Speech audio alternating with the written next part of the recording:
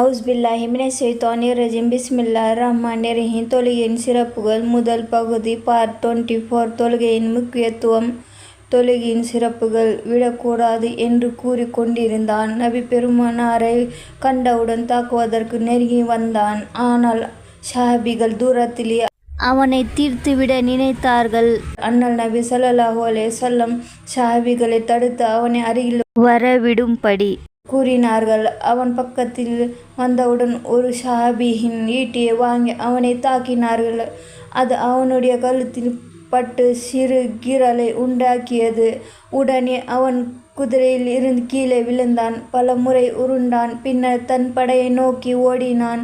ஆண்டவன் மீது ஆணையாக, முஹம்மது என்னை கொன்று விட்டார் என்று கத்தி கூக்குரலிட்டான். அவனது அலறலை கேட்ட காபிர்கள், ஒன்றுமில்லை, இது சாதாரண கீறல்தான், கவலைப்பட வேண்டாம் என்று ஆறுதல் கூறினார்கள்.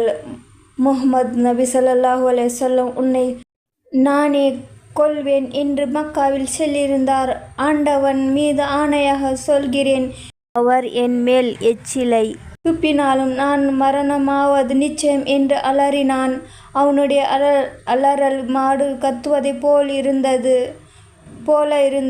இந்த போரில் மிக தீவிரமாக ஈடுபட்டிருந்த அபு சுஃபியான் அவனிடம், இந்த சின்ன காயத்திற்கவா இப்படி கதறுகிறாய்? உனக்கு வெட்கமா இல்லை என்று கேட்டார். அடுத்தவர் யார் தெரியுமா? முஹம்மதின் அடியாகும். இது லத் உஷாவின் மீது சத்தியமாக கூறுகிறேன், இதனால் உண்டாகும் வலியை அரபு நாட்டவர் அனைவரும் பங்கிட்டு கொடுத்தால் அனைவருமே அழிந்து விடுவார்கள். முஹம்மது நபி ஸல்லல்லாஹு அலைஹி வஸல்லம் மக்காவில் இருக்கும் போது என்னை கொன்றுவிடப் போவதாக கூறினார்.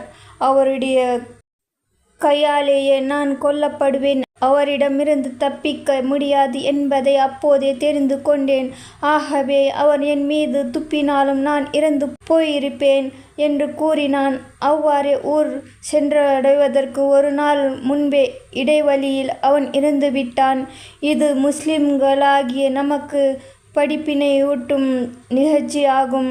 இஸ்லாத்தின் கடும் விரோதியும் காபிருமான உபை இப்னு கலப் என்பவனுக்கு கூட ரசூலுல்லாஹி ஸல்லல்லாஹு அலைஹி வஸல்லம் அவருடைய சொல் உண்மையானது என்பதில் முழு நம்பிக்கை இருந்தது. தான் கொல்லப்படுவோம் என்பதில் அவனுக்கு சிறிதும் சந்தேகம் இல்லை. ஆனால் நாமோ ரசூலுல்லாஹி ஸல்லல்லாஹு அலைஹி வஸல்லம் அவர்களை நபி என்றும் உண்மை உரைப்பவர் என்றும் அவர்களுடைய வார்த்தைகள் உண்மையானவை என்றும் ஒப்புக்கொள்கிறோம். இன்னும் நபி பெருமானாரை உள்ளமாற நேசிப்பதாகவும் நாங்கள் அவர்களின் உம்மத்தினர் என்றும் பெருமையோடு வேறு பேசிக்கொள்கிறோம்.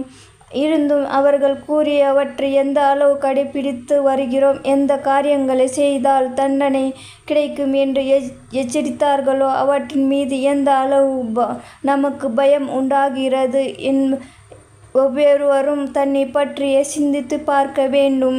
ஒருவர் மற்றவரை பற்றி என்ன கருத்து கூற முடியும்? இப்னு ஹஜர் ரஹ்மத்துல்லாஹி அலைஹி அவர்கள் ஜவாஜிர் என்னும் நூலில் ஃபிர்அவுன் ஹாமானுடன் கருணையும் சேர்த்து எழுதியுள்ளார்கள். மேலும் தொழுகையை விட்டவர்கள் இத்தகைய காபிர்களுடன் சேர்க்கப்படுவதன் காரணம் என்னவென்றால், இவர்கள் தொழுகையை விடுவதற்கான காரணங்களே அந்த காபிர்களின் குணங்களாக இருந்தன. எனவே பணம் சம்பாதிப்பதன் காரணமாக தொழுகை விடப்பட்டால், கருணுடன் எழுதப்படும் ஆட்சி அதிகாரத்தினால் தொழுகை விடப்பட்டால், ஃபிர்அவுனுடன் சேர்க்கப்படும் மந்திரி பதவியினால், உத்தியோகம், நட்பு போன்றவற்றால் தொழுகையில் அசட்டை செய்யப்பட்டால், ஹமானுடனும் வியாபாரத்தினால் தொழுகை அசட்டை செய்யப்பட்டால் உபை இப்னு கல்புடனும் சேர்க்கப்படும். தொழுகையை விட்டவர்கள் இத்தகைய கொடியவர்களுடன் சேர்க்கப்படும் என்பதிலிருந்தே இதற்குண்டான தண்டனை எவ்வளவு கடுமையானது என்பதை விளங்கலாம். இந்த ஹதீஸ்களின் ஆதாரத்தை பற்றி கருத்து வேற்றுமை நிலவுகிறது. எனினும் நரக வேதனை மிக கடினமானது என்பதில் எந்த ஆட்சேபனையும் இல்லை. காபிர்களோ நரகத்தில் என்றென்றும் நிரந்தரமாக தங்கியிருப்பார்கள். ஆனால் தொழுகையை விட்ட முஸ்லிம்கள் தங்களுடைய தண்டனை காலம் முடிந்த பின்னர் நரகத்திலிருந்து விடுதலை செய்யப்படுவார்கள் என்றாலும் அதுவரை நரகில் வேதனையை அனுபவிப்பது என்னால் லேசான காரியமா? அது எத்தனை 1000 வருடங்களோ யாருக்கு தெரியும்? ஹதீஸ் 7:15 தண்டனைகள். ஒரு ஹதீஸில் அறிவிக்கப்பட்டுள்ளது, தொழுகையை பேணி தொழுது வருபவருக்கு அல்லாஹ் 5 உபகாரங்களை செய்கிறான். 1. அவனுடைய உணவு நெருக்கடி நீக்கப்படும். 2.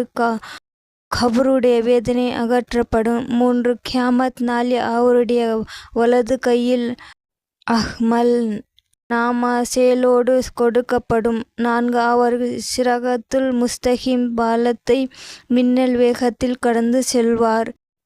5. விசாரணையின்றி சொர்க்கத்தில் நிலைபவர். தொழுகையின் விஷயத்தில் அசட்டை செய்பவருக்கு 15 தண்டனைகளை அல்லாஹ் கொடுத்திருக்கிறான். அவற்றில் 5 உலகிலும், 3 மரண சமயத்திலும், 3 கபரிலும், 3 கபரில் இருந்து வெளிவரும் போதும் கொடுக்கப்படும். உலகில் கொடுக்கப்படும் 5 தண்டனைகளானவ: 1. அவனது வாழ்க்கையில் பரகத் நீங்கிவிடும். 2. நல்லடியார்களின் பிரகாசம் அவனது முகத்தில் இருந்து எடுக்கப்பட்டுவிடும். 3.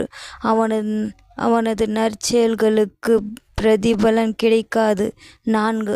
அவனது துவா ஒப்புக்கொள்ளப்படுவதில்லை. 5. நல்லடியார்களின் துவாவில் அவனுக்கு பங்கு இருப்பதில்லை.